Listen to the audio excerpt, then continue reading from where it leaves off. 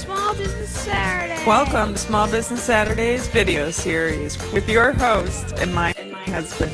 And my dad, Aaron Montgomery. Join the conversation. Let's talk some business.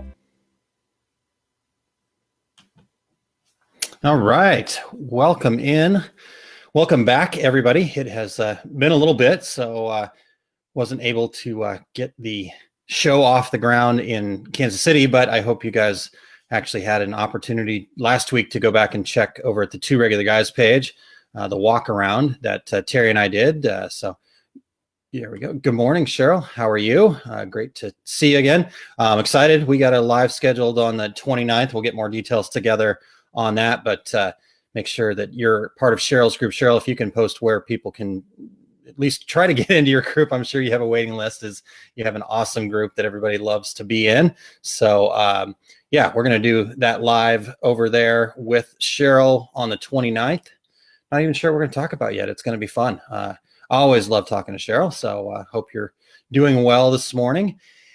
All right, guys. Well, let's got a couple things going on here. I could get this back up. So yeah, it's good to be back. Wow. I feel like it's been too long. So appreciate everybody patience with me and everything like that.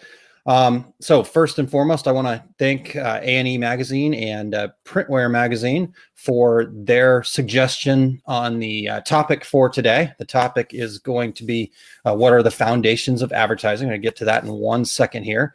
But if you go to the link on the screen right now, you will be able to sign up for their newsletter, where the written version of this and another one are going to be out soon. I owe them some stuff, so we'll be getting that over to them, and should be fun. So check that out. Again, A&E newsletter. Just go to my website, aaronmontgomery.info/A&E newsletter, and that'll take you where you need to go to sign up for that. So again, thanks to A&E and Printwear Magazine for their topic suggestion today. And let's get that topic. All right. Well, maybe if I hit the right button. There we go. And you know what? I want to pop this up here real quick. There's where to go for Cheryl's group, facebook.com/groups. And there's a whole bunch of numbers, but you can just go click on the link in the comments section there. And I am looking forward to the chat as well, Cheryl. So thank you so much. All right, let's get to this here. What are the foundations of advertising? We're going to be, I think, probably pretty quick here today. So just moving a few things around on my screen, as you can see here. All right. So what are the foundations of advertising? To me, and we are early here. So let's see here. I don't know. So we don't have a whole, excuse me, we don't have a whole lot of viewers yet, but we're going to dive into this anyhow, because I want to get it done. I want to keep it going. For some reason, the broadcast started a little early, and if I don't get it started on time, then it boots me off and it doesn't let me do this. So we're just going to keep plugging right along here. And those folks that end up showing up a little bit late, I'll apologize and let them go back and watch from the beginning. But all right, so here's to me, there are three foundations to a good advertising structure, to advertising in general. To me, advertising, marketing kind of end up in the same boat. And so the number one thing that I feel like is a good foundation piece for good advertising is start with a plan. We've got to have a plan. We've got to have a goal. And that goal has got to be more than just a, hey, I want more business goal. You know, this is stuff that we've talked about tons, that I've talked about probably till you guys are blue in the face, even not just me being blue in the face, but we need to have a SMART goal, which is specific, measurable, achievable, relevant, and trackable. So with any advertising, we need to have a plan for it. What are we doing? What are we hoping to achieve by running these ads? You know, what is the ultimate goal? Do I need 10 new customers? Do I need to increase the awareness of my brand? Or do I need to do advertising that gets my current customers to buy more? What is the specific, measurable, achievable, relevant, and trackable goal that goes along with my advertising? Because if you have that, Then it allows you to target specifically, talking to just the right people. So if you're trying to get your current customers to do more business with you, you don't need to be talking to potential new customers, because that's going to require you to have to go through the process of onboarding new customers. You want to work with existing customers, so you're going to be able to target specifically. And if we target specifically, then we're also going to be able to spend less money, because I don't need to be getting out to everybody. I don't think any of us here have what I would call Super Bowl money, just crazy, stupid money to waste. Unless you're a major brand, Super Bowl ads are a huge waste of money. So, I mean, even people that have done Super Bowl ads have come back to say, yeah, that was a big waste of money. It was an ego thing more than anything. So, we don't have Super Bowl money. I don't have Super Bowl money. Maybe you do. And if you do, I'd be happy to come consult with you. My fees, whatever. But when we target, we spend less money. And when we spend less money, then we get better return on investment, ROI. We get better return on investment when we target specifically. So you need to have a plan. And really that even goes back to the business plans thing. So I'm going to beat that drum here a little bit more. And before I do that, Alice, good morning. Thank you for joining me this morning. Hopefully you're having a great Saturday morning already here. Thanks for tuning in. All right, so if you go to aaronmontgomery.info/links, you will see the links to the business plan videos, and then there's marketing section in there and stuff like that. But that's the first plan that you have to have is that business plan. But then planning in general around your advertising, what the goals are, what the SMART goals are, is what's key. All right, so that's number one. Let's do that here. Okay, what's number two? Good look at my notes over here. All right. So number two is know your customer or your potential customer inside and out. Okay. That means know everything about them. Yep. Super. Oh, sorry. I shiny object here. Cheryl makes a good comment. Super Bowl ads in the past made companies like GoDaddy. Absolutely. And so certainly reaching that wide audience is important, but for us, targeting is probably more important. When I've got an ad budget of about $20, then I need to reach specific people. Ron, good morning. Great to have you along this morning. Thank you for joining me. Yeah, we got started a little early because of the timing somehow got messed up, but had to get started before it kicked me off. All right, so let's get back to this. What are the foundations of advertising? So we talked about number one. Number one was to have a plan and have a goal, have a SMART goal. All right. Number two, in my mind, is know your customer inside and out, meaning very specifically know where they are, know what their problem is, know how they like to be spoken to. What do they like? Emails? Do they like phone calls? Do they like to walk into your shop? Do all of these things, know them as, let me think about the best way to say this. Know them as specifically as, know them like you'd want to know a spouse or a best friend. Maybe not that quite that intimate, but you want to get to the most intimate details you can get to about your customers when you're building an advertising campaign, because the more you know about them, the easier it's going to be to convert those advertising dollars into what the goal is that you're trying to achieve. So again, where are they, what their problems is, how they like to be talked to. One of the things that I love to do is to actually name them. That way, when I'm thinking about what my message is going to be, I can visualize in my head, okay, I'm speaking to, my target customer is Kylene. Because I know who Kylene's my wife, for those of you that don't know. But if my target customers were like my wife, I would probably name them Kylene, and I'd think about her and how she likes to take information in and where she's at, when she has free time, where she's scrolling through. Is she on Instagram? Is she on Facebook?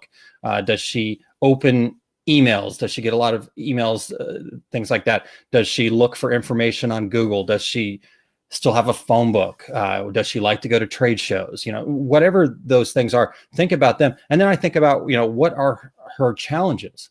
What is it that my company can do to help her solve her problems or challenges? Maybe she needs printed apparel and just has never had a good experience. Think about all those things.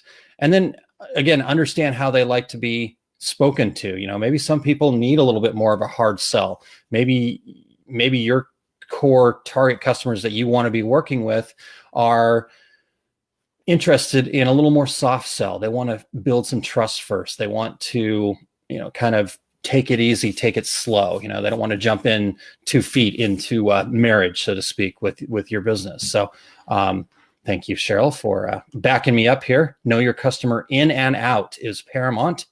Thank you for backing me up on that. I love it. All right. So that's number 2, know your customer inside and out. And when we know that, that also goes back to allowing us to target. Again, I don't think too many of us here viewing this morning have Super Bowl kind of money. So, I've got to take my $20 and stretch it as far as I can stretch it. And if I know my customer inside and out, I can specifically get in front of that person. Okay. All right. The third thing, and I think this is where I know I miss a lot. I know other people have missed a lot. And I think this is probably the most important part of all advertising campaigns, is to have a call to action.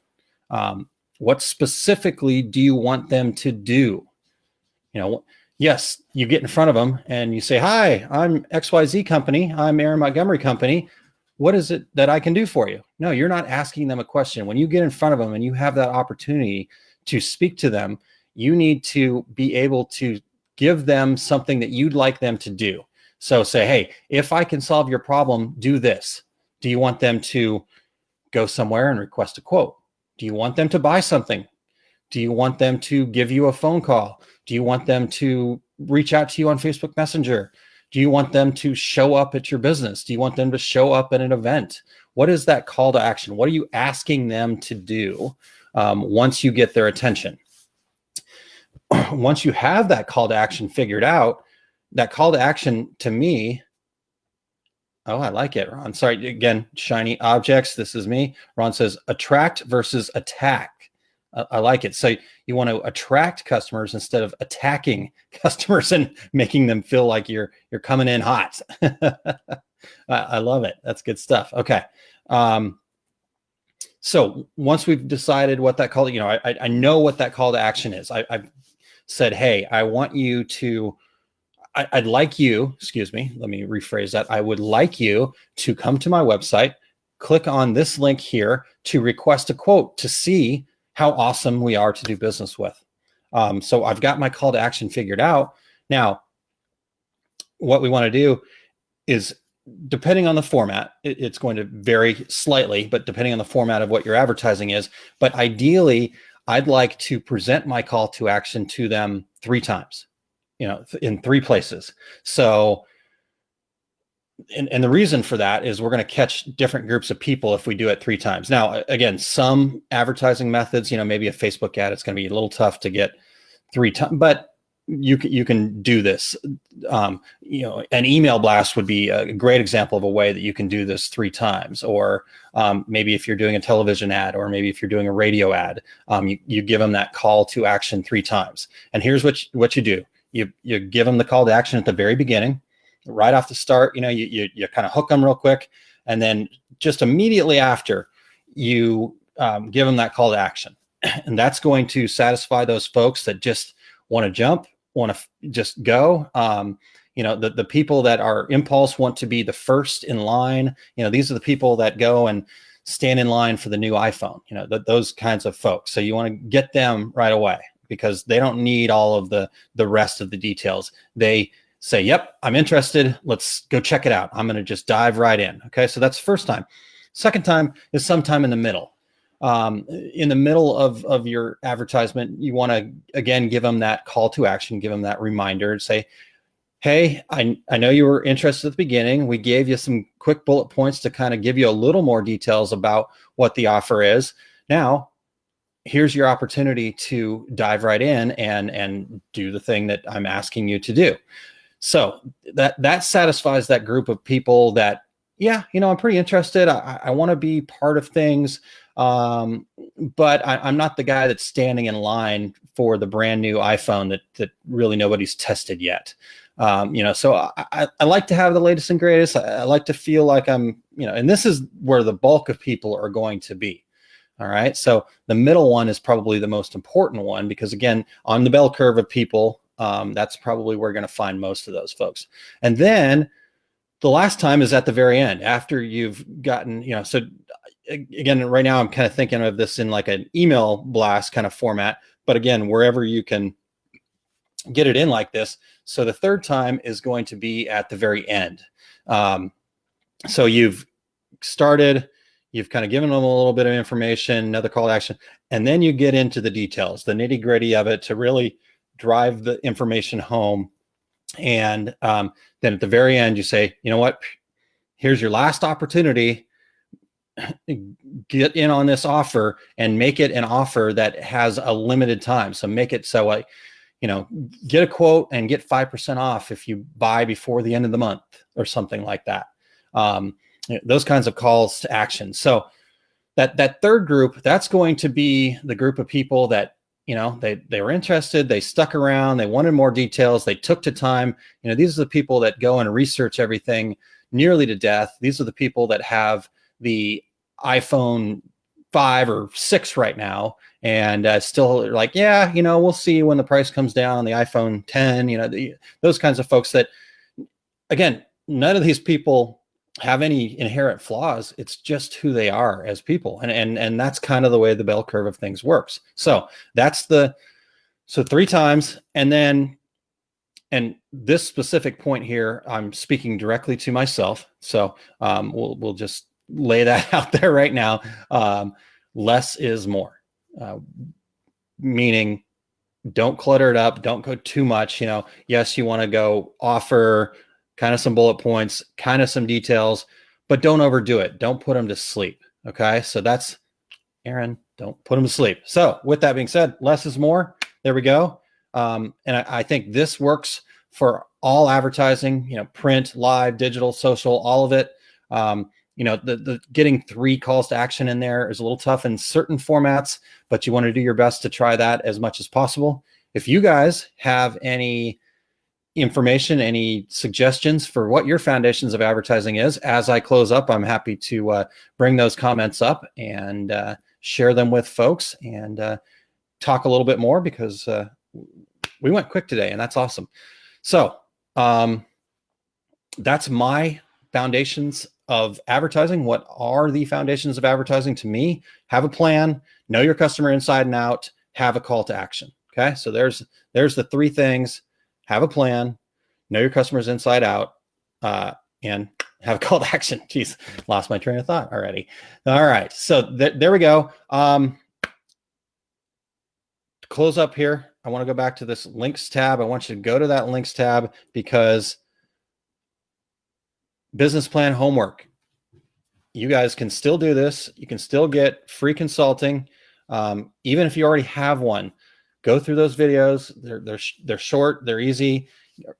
Go right to the end and just go to the homework part, and do that homework, because I would love to work with you guys and have an opportunity to just give you an outside opinion. Not that I'm going to be the expert that's going to solve all of your problems.